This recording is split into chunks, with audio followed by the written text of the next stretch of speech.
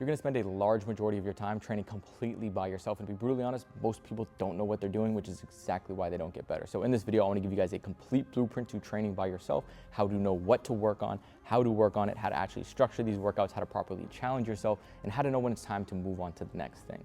So for most of you guys, I'm sure your workouts right now look something like, hey, I'm gonna focus on ball handling on Monday, a little bit of finishing and floaters on Tuesday. Wednesday, I'm gonna do some shooting. You just kind of keep cycling through that. And that's just simply not going to cut it. One of the reasons why is because we're not spending enough focused time and energy in any specific area. So you're getting a little bit better at everything, which isn't really yielding you great in-game results. So one of the first things you need to do is pick the 1 to 2 most important things that if you got better at these would actually lead to in-game results. Now, some people like to think, okay, I gotta work on things that I'm not good at, or I just gotta focus on my strengths. But again, for some of you, you're wasting your time in these areas. So for example, say you guys are a big guy, your handle's not really that good. You spend 20, 30 minutes a day working on your handle. That's not gonna really lead to you actually getting better in games because you don't use your handle. So it's not really going to do anything for you. So again, we wanna make sure we're focusing the majority of our time on things that are actually gonna get you better and see those in-game results. Same thing with people, gotta spend 20, 30 minutes a day working on my offhand.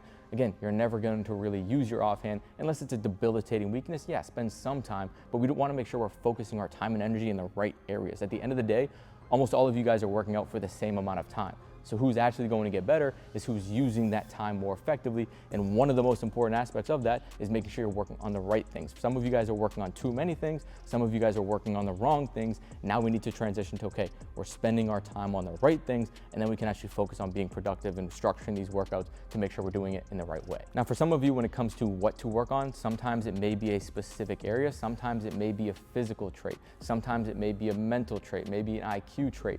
So again, for some of you guys, these things are going to look different. You need to brutally, honestly assess your game, where you're at, where you are trying to go, what you are missing, what strengths you have, and then build from there. So now that you know what you're going to focus on, we need to get a little more specific with what qualities within these things we actually need to get better at. So what most people do is they say, hey, I gotta work on my shooting, or I gotta work on my finishing, and they just go through game actions at game speed and think that's going to be enough, right? Say you're trying to work on your shooting, I'm just gonna do a lot of slide downs, a lot of curl ups, a lot of shooting off the dribble, pick and roll stuff. If you're working on finishing, you're just repping out certain things. Now, when you're training by yourself, that's not gonna be enough because it's not providing enough challenge. What we need to do is get a little more specific with what qualities we're trying to train. Then we can figure out, okay, how can we challenge these qualities? And then that's what we're gonna get better at in terms of the actual skill itself. So the big thing is when you're by yourself, we mainly wanna be challenging qualities. When you're with other people, that's when we're gonna be a little more specific, where we can do game actions, where we have defense, we have reads. That's gonna provide enough challenge for you to get better, and you can start to work through certain game actions. But when we're by ourselves, we need to find ways to challenge these qualities, and we need to get a little more specific. So for example, with your shooting, is it your form? Is it your footwork? Is it your accuracy? Is it your ability to get to space? Is it your ability to create space, right? We need to be a little bit more specific. Now, in terms of finishing, is that body control? Is that touch? Is that your footwork? Is that your ability to be deceptive? We just got to get a little more specific with the qualities. Now, different ways that you guys can challenge this. Again, it's probably not going to look game-like. For example, if we're trying to work on finishing, again, okay, body control is the specific thing that we're trying to work on. How can I challenge this? Jump from different areas, jump from the right side of the rim, try to finish on the left side. We're just constantly trying to challenge and what I call breaking this skill. So you just want to make sure you're in a zone where it's not too easy, it's not too difficult, and we're specifically targeting the skill in the quality that we're trying to train. But now that we have that, now that we know, okay, we know what to work on, we know the qualities we're going to try to train, how do we actually go about structuring this? So number one is just making sure that the focus that we have is proportional to the amount of time that we're spending. If our main focus is shooting, yes, we're going to be doing it every single day. Yes, that means you're not going to be doing as much of the other stuff, and that is okay. So if my main thing is shooting, my secondary thing is finishing, I want to be focused on shooting maybe 60% of the workout. Then I'm going to do maybe finishing 20 to 30%, and I can leave that extra 10 to 20% for a little bit of supplementary stuff just to maintain. So when it comes to focus, that doesn't mean we're excluding everything else. We're never gonna do ball handling, but we're just focused on this, and we can find ways to get a little bit of ball handling within the shooting, get a little bit of ball handling within the finishing stuff that we're trying to work on. And we just wanna make sure, hey, I'm okay with maintaining in this area because I'm gonna see a huge improvement in this area, and that's okay. So we don't wanna continuously be bouncing around from, I'm doing shooting this day and ball handling the next. We're gonna be doing shooting, if that's your number one focus, every single day. And then number 2 is finishing every single day. Again, just making sure it's proportionate. That's what it takes to actually get better. So the way that I'll actually do this within the workout is I'm going to use number 1 as my primary thing. I'm gonna use number 2 as a secondary skill to really just provide challenge. So maybe I'm going 5 minutes of shooting stuff. Maybe my main focus is footwork. I'm working on curl footwork. I'm working on hop. I'm working on fading away from the hoop. I'm working on driving away and then getting into a fade, maybe shot fakes, pivots, things like that. And then after 5 minutes, I'm gonna get to finishing for about 3 minutes. That's gonna provide enough time and space for me to almost forget what I was learning, and then I can go back and revisit it. So I'm almost either alternating, or what we can do to add variability, which is gonna add challenge to the specific qualities we're trying to train, is I can do 1 rep of shooting, then I can do 1 rep of finishing. Now I'm using the finishing more so as just a rep to kind of interrupt the main thing, but again, we can kind of use that as an alternate. So maybe I'm working on a curl footwork, and then I'm gonna get my rebound, get into a floater, and then I'm going back to the curl footwork. So this is just a good way that we can not repeat the same exact thing, where I'm not just shooting, I'm interrupting that skill, which is again gonna provide variability and challenge to the actual qualities that we're trying to train. So that's gonna be the main focus for about 45 to 50 minutes of a 60-minute workout.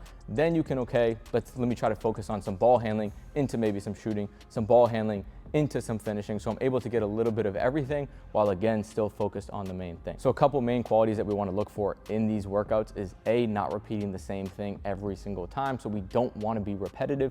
We want to challenge ourselves by not repeating the same thing, adding variability. So if you are working on your shooting, I'm gonna change the distance, I'm gonna change the spot every single time. Maybe I'm changing the skill itself. So again, you're focused on shooting. I'm gonna change the footwork that I'm using every single rep. Or like we talked about, you can use different skills. So I'm doing shooting, then I'm getting into finishing. That's gonna interrupt it, provide more challenge. Or again, you can do something, take a break while working on something else, and then come back to it. Again, we just wanna make sure we're focused on the areas that we need to focus on. Now, a couple other ways you guys can provide challenge, specifically for example, like shooting or ball handling, is using time or score. So hey, I need to make 5 out of 7 in a row to move on to the next thing. Or I'm gonna go for 2 minutes, see how much I can get. Next time I do it, I'm trying to beat that score. So these are all just different ways that we can provide challenge and to improve the quality of our workout. Now, the next question that a lot of people ask me is, how long should I work on these things? Probably for a lot longer than you think, right? If we're focused on the right things, yeah, it might get a little bit boring sometime. It may get a little repetitive. Now, we obviously want to be changing up our workout, but we need to stick with something for a long period of time to really see and to really get those compounding results in the areas that we're focused on. So again, shooting, finishing, yeah, you're going to be doing that a lot. You may only maintain your ball handling, but for you, that's what you need to take the next step. Then the time when you should move on is when your opportunity increases or the focus or thing that's actually going to yield you the most results changes. So say the number 1 thing is shooting. You get so good at shooting that you're getting more opportunities to put the ball on the floor and drive to the rim.